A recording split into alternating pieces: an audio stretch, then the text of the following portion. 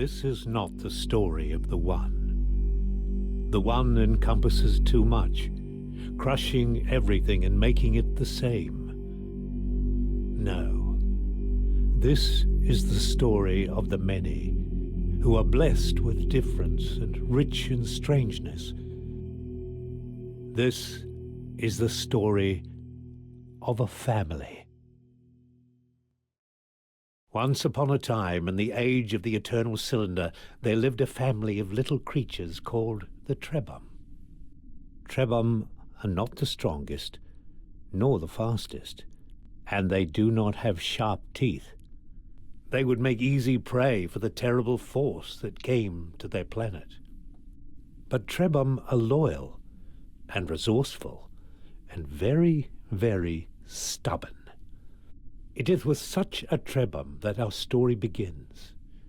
One clever little creature born into a cruel world who would be instrumental in bringing prosperity to its kind.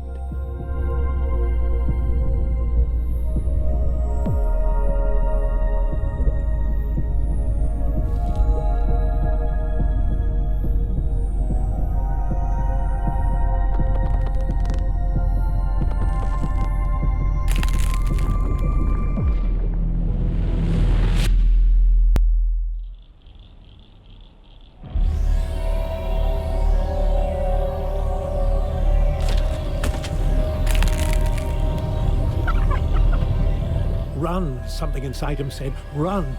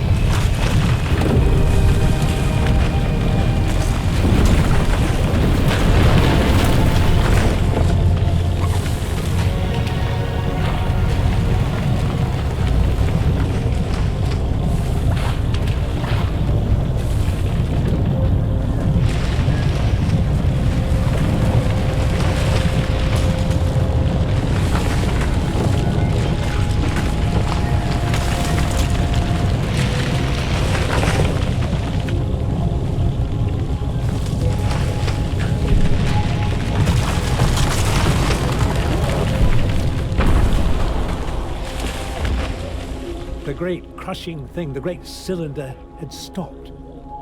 Perhaps it was safe here for a little while. How quickly it learned to use its legs and its trunk. But these things were not so much learned as they were remembered. Perhaps the little Trebum thought they were a gift from the strange voice it heard in its mind. That too was a kind of memory.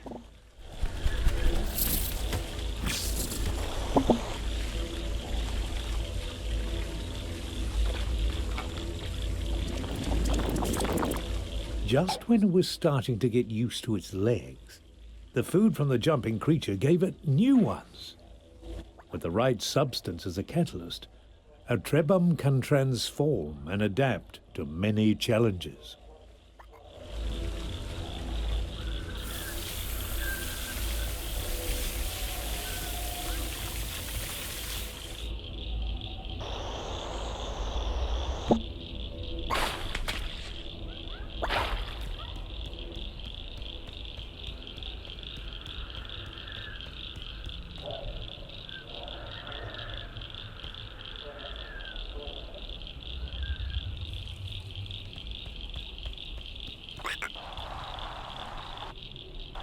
The Trebum was drawn to a bright light, or perhaps to the creature next to it. Except for the grass growing on the old one's head, they were very much alike.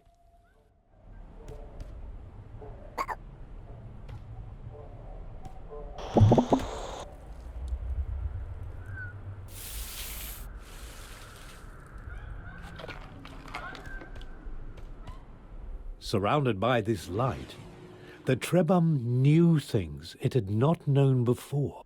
It knew the older Trebum had carried this light for a long, long time. And it knew that now that responsibility had passed to the next generation. Yes, This young Trebhum had to carry the light to those great towers in the distance.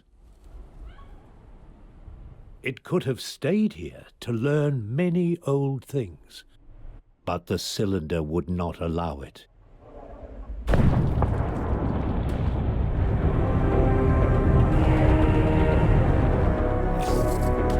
Run, the inner voice said, run! The towers would not stop the cylinder unless they were activated.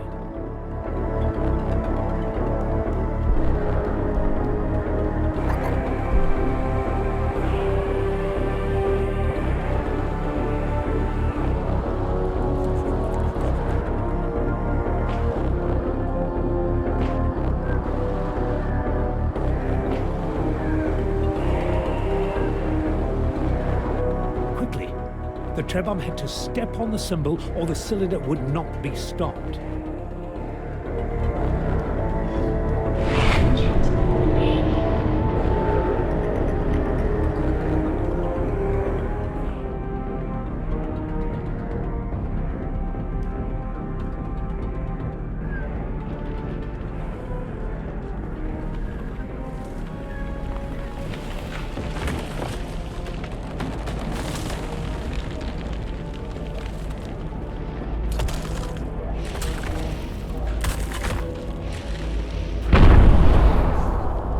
The voice inside the Trebhum's memories assured it that while the tower stood, the Trebhum would be safe. The power of the eternal cylinder was contained for now.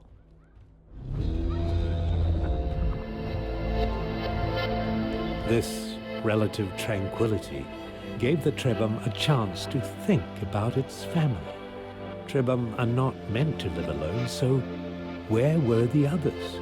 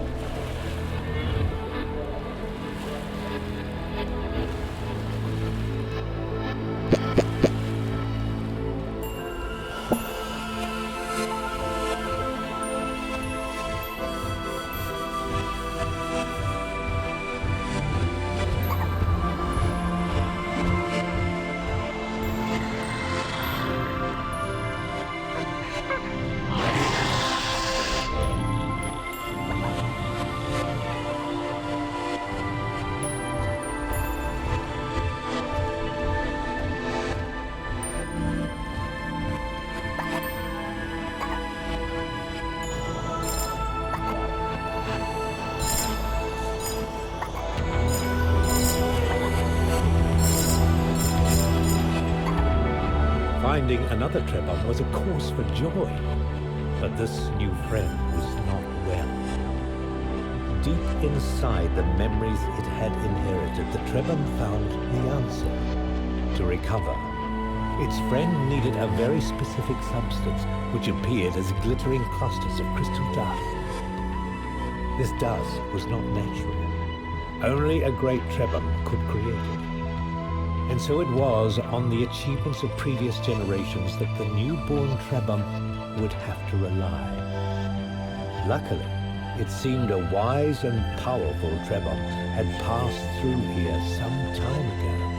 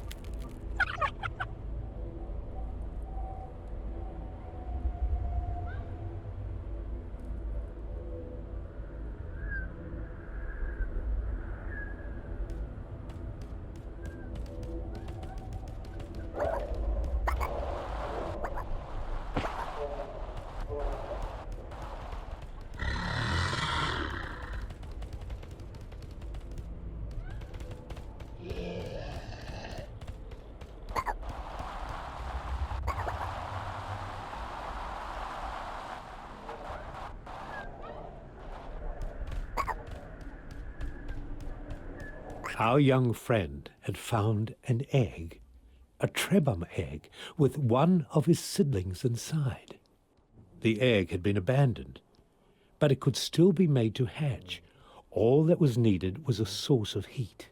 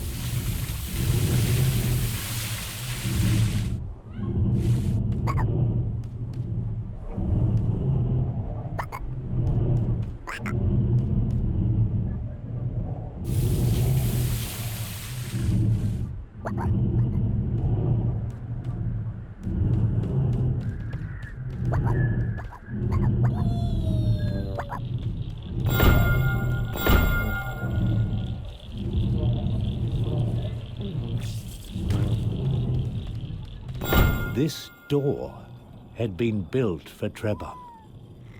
It gave them hope that in this large and dangerous world, some places had been made for them.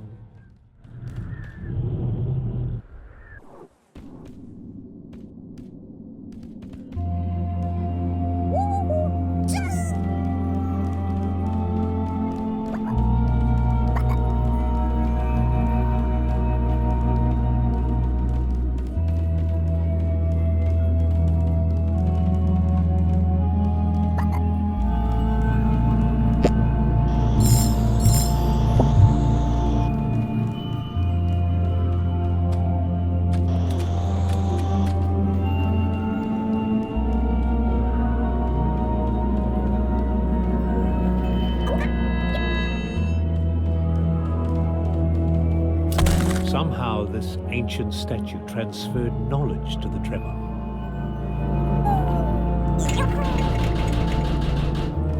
It was as if a memory had been stored inside it, waiting for someone to absorb it.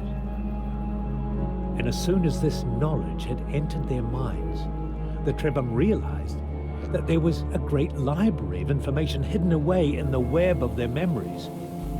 But why was the knowledge of a specific ingredient placed here in this Trebhum made of stone?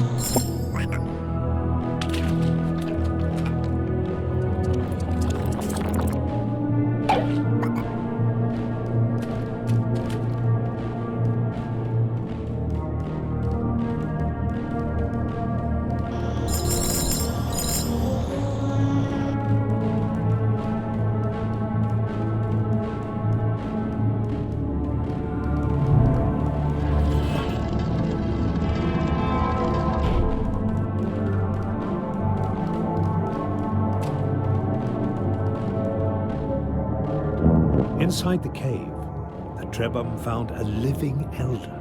It had been waiting in this chamber for a long, long time. The elder told them it was happy to see some friends before the cylinder came. It said, "You are young, so you never knew the time when our people could shapeshift at will.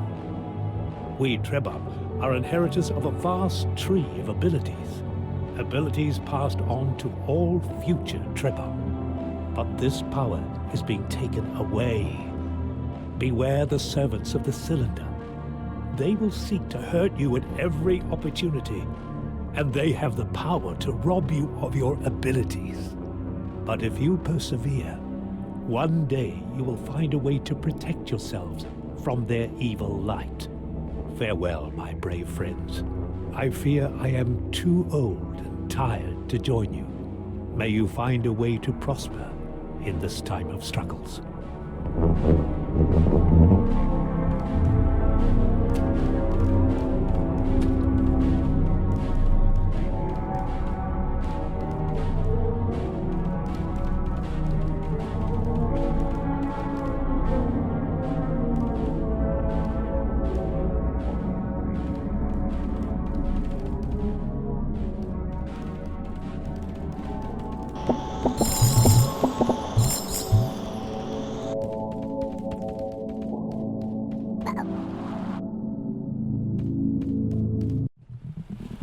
It was not easy to leave the cave, but the elder had urged them to go forward. Suddenly they felt the weight of their many tasks, to find their Trebhum siblings, to restore the powers their people had lost, and it all seemed a little daunting. But even when they are afraid, Trebhum are stubborn.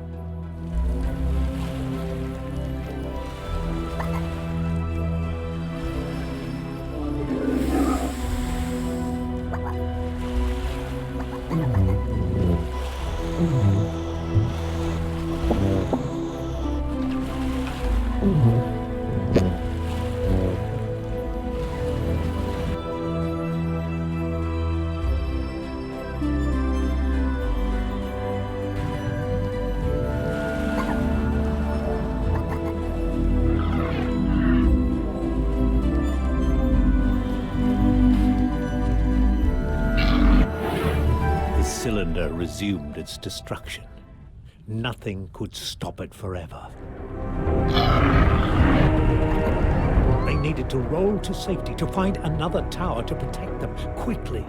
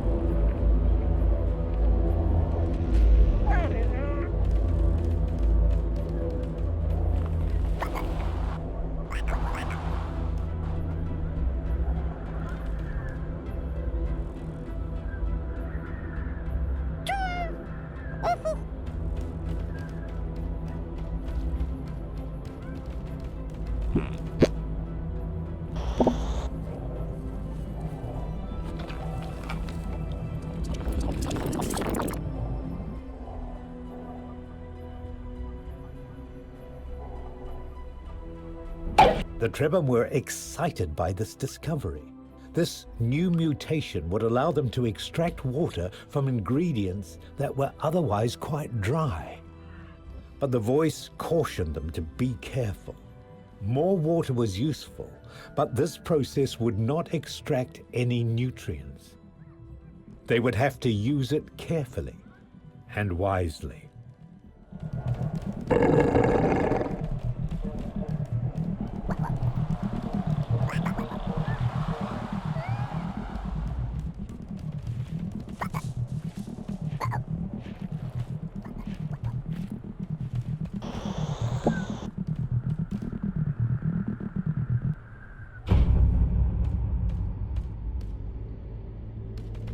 In this strange, eerie temple, the Trebhum felt something stir in their memories. There was a great power in this place. Something from the days when even the elders were young. Perhaps it could help them.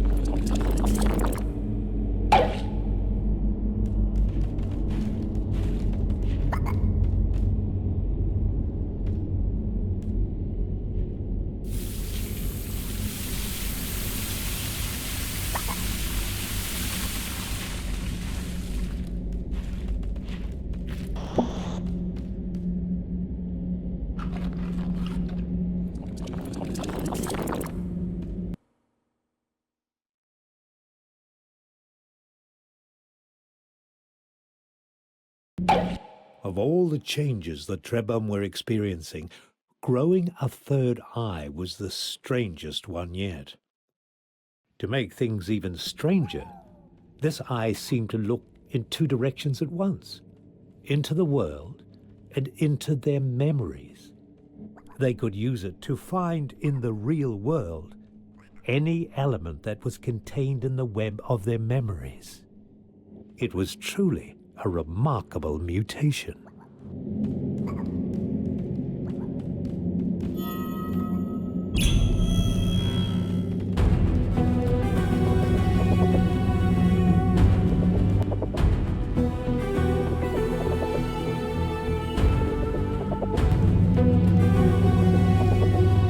The Trebhum were disoriented for a moment.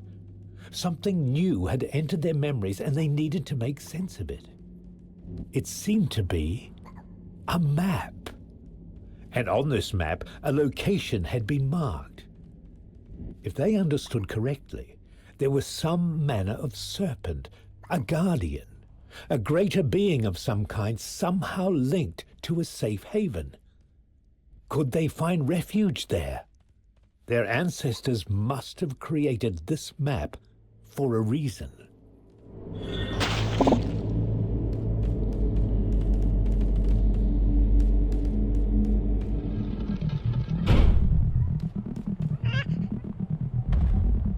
What manner of strange beast lurked behind the cylinder? The Trebhum were deeply unsettled by this new mystery. But though some part of them was curious, they were certain it would be best not to find out.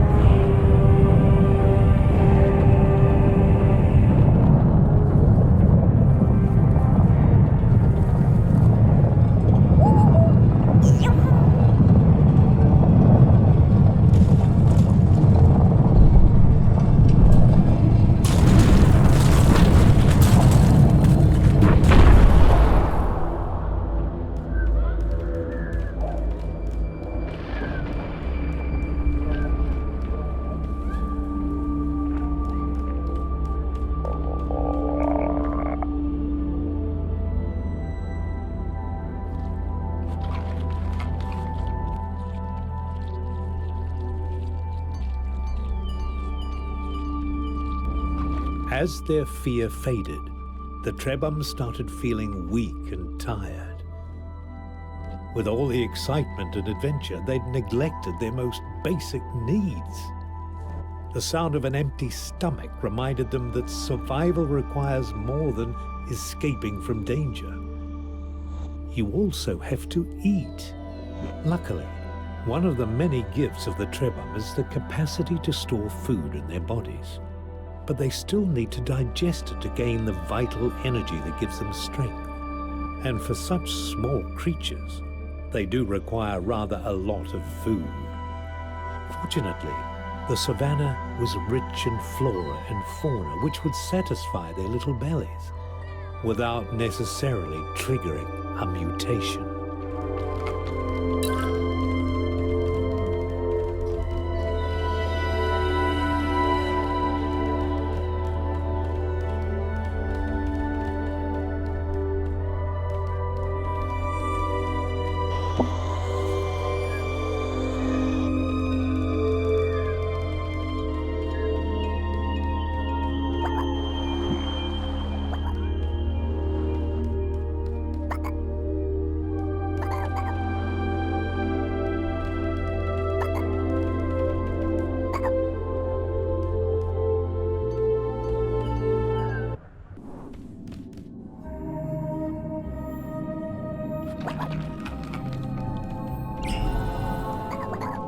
The Trebhum felt a great power flowing through this cave, but they were not afraid.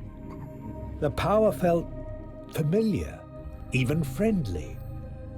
These glowing structures were the work of their ancestors.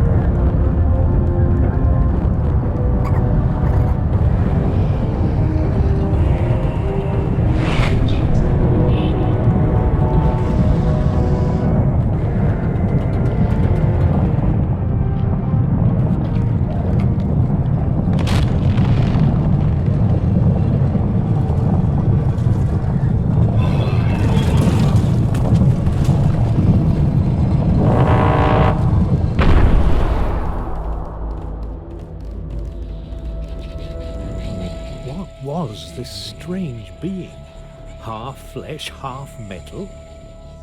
The Trebhum felt an old, distant horror, as if they remembered their own destruction. Something about this creature was very, very wrong.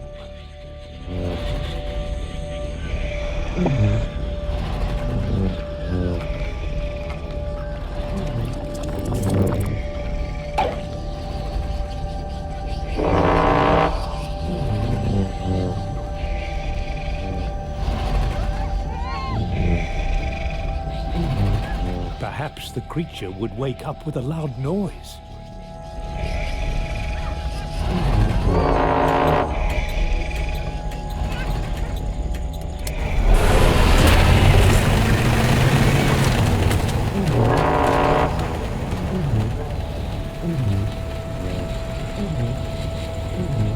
Trapped on all sides by deep pools of poisonous gas, the Trebhum needed to find a way to escape this monstrosity. Perhaps there was a way to use the creature's own weight to lower the bridge?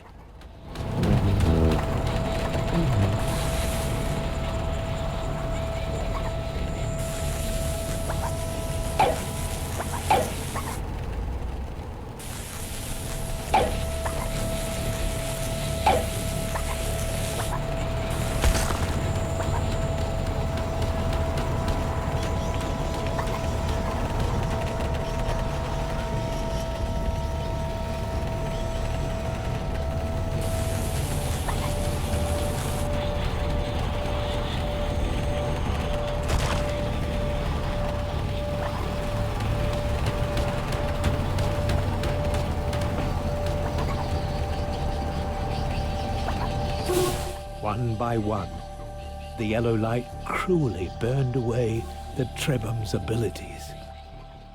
The Elder had warned them about the evil light of the cylinder's servants. Now they knew what kind of creature to avoid.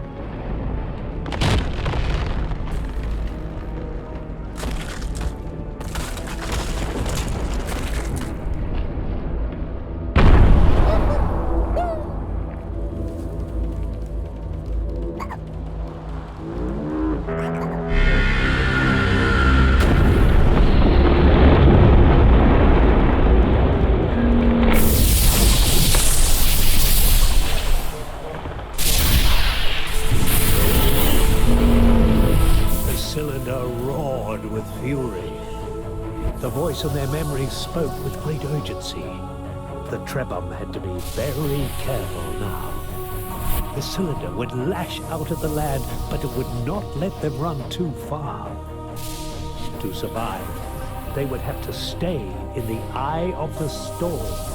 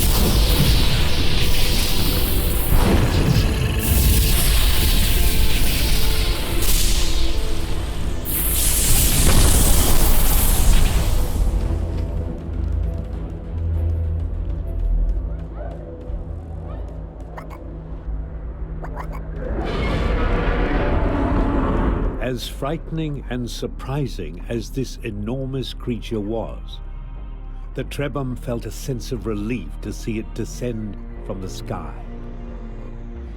This was the celestial being they'd been told to seek. Perhaps it held an answer to their troubles.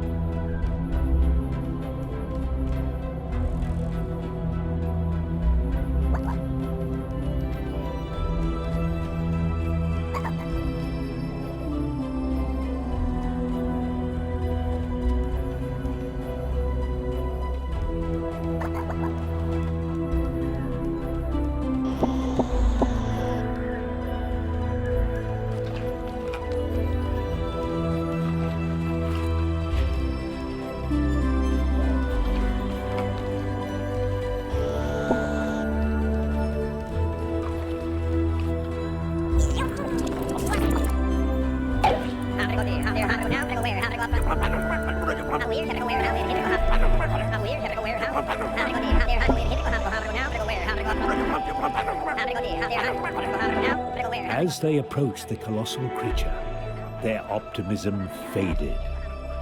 It did not seem to like them at all. And now they realized what terrible danger they were in.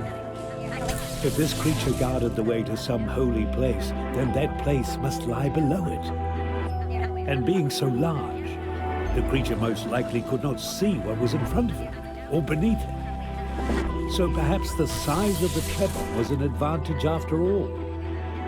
Perhaps they could reach the platform right under the serpent's head.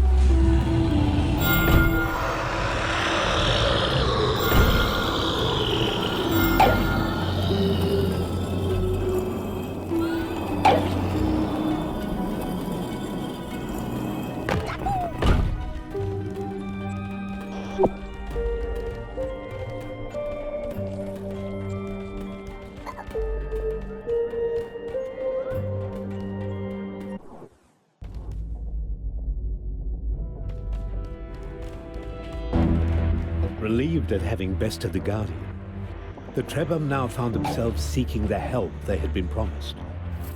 Who would answer their questions in this place?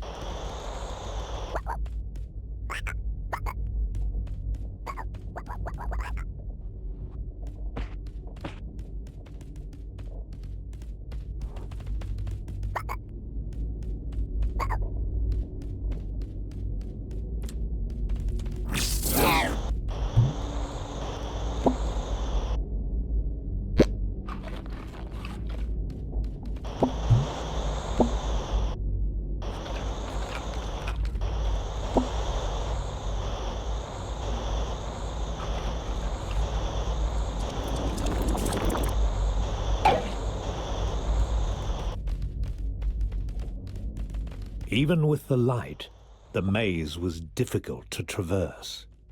Was there some clue in the structures on the walls? Was the path of sand on the ground meant to help them? Perhaps others had walked in this place long ago and tried to leave a path for those who would one day follow them.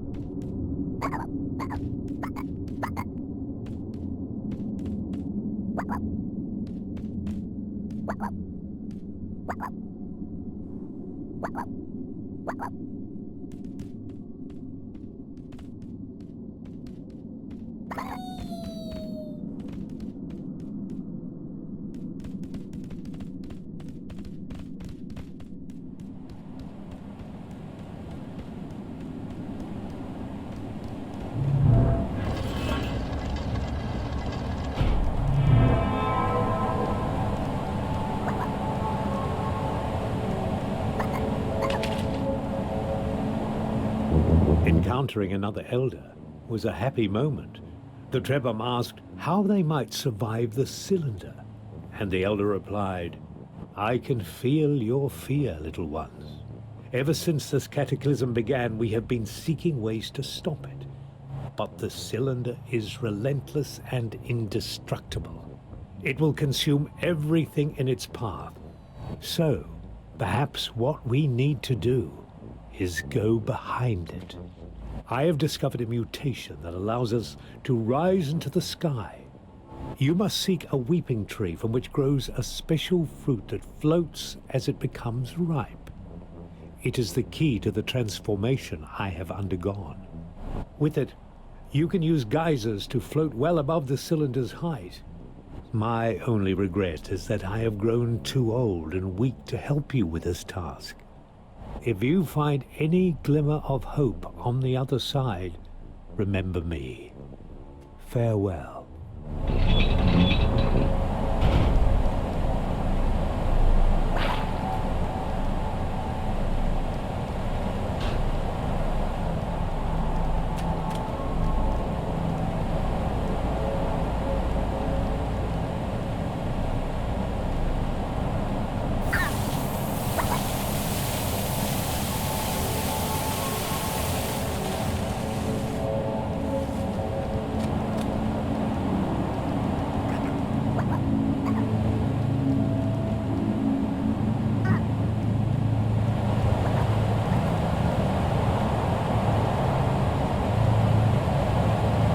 Sadness and fear filled the Trebhum's hearts as they left the Elder's cave. Their only path to salvation was full of uncertainty, and they could not forget the thing they had seen lurking behind the cylinder, casting a dark shadow over this glimpse of light.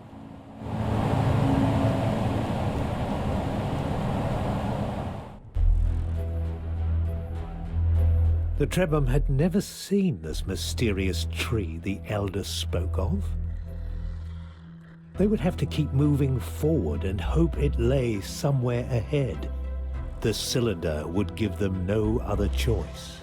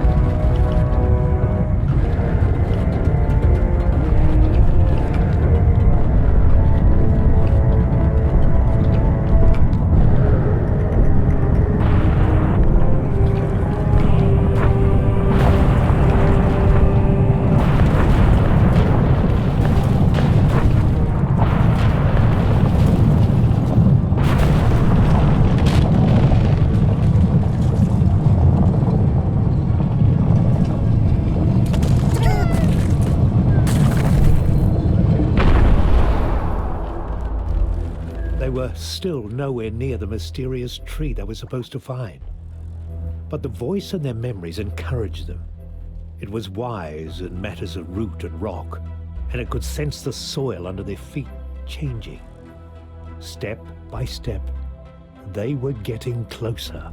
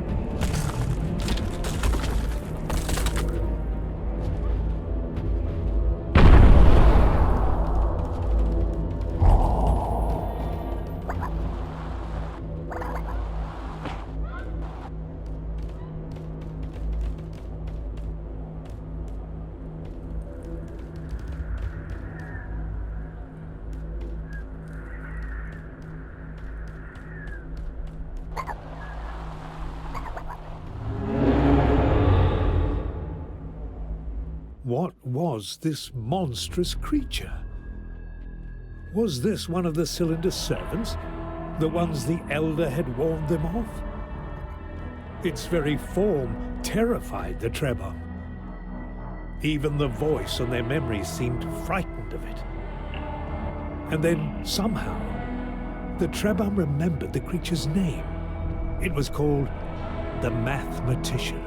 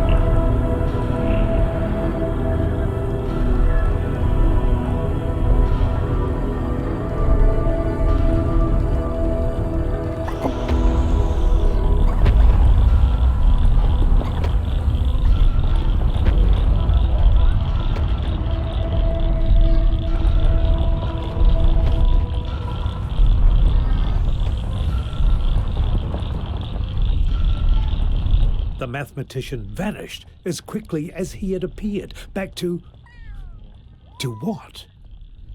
What lay behind the cylinder?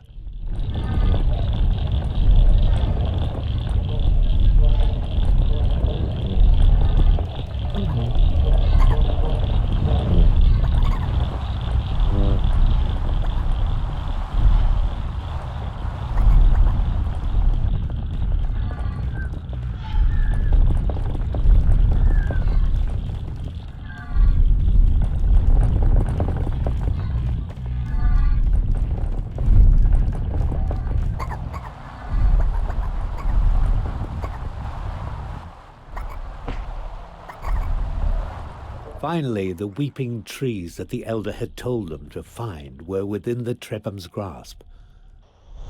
But though the Trebom were happy, they realized that they faced a new challenge. The ripe fruit were floating out of reach, and the others were enclosed in a hard shell. They would have to find a way to crack them open.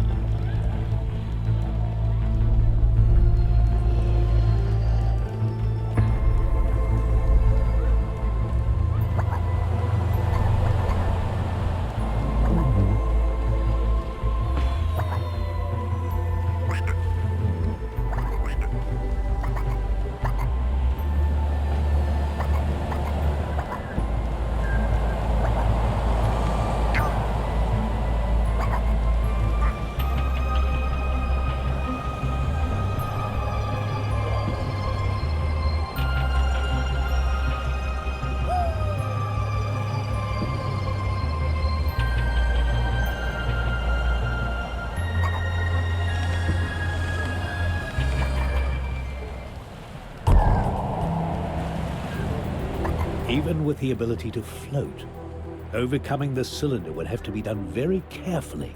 What they needed was a geyser that was well positioned, close to the cylinder, when it lay still, or their plan would never work.